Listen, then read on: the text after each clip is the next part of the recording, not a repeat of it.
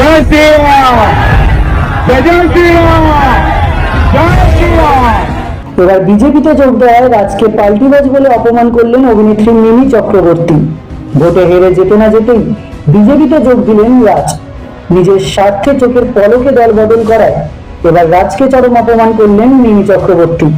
মিমি বলেন, রাজ আসলেই একজন পাল্টিবাজ মানুষ।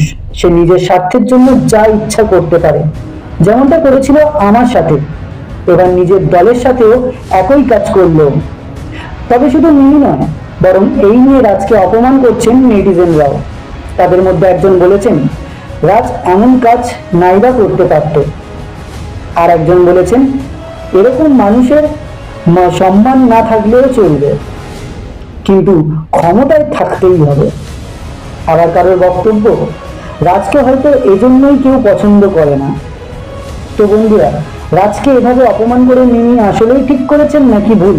আপনার মতামতটি অবশ্যই কমেন্ট করে জানাবেন।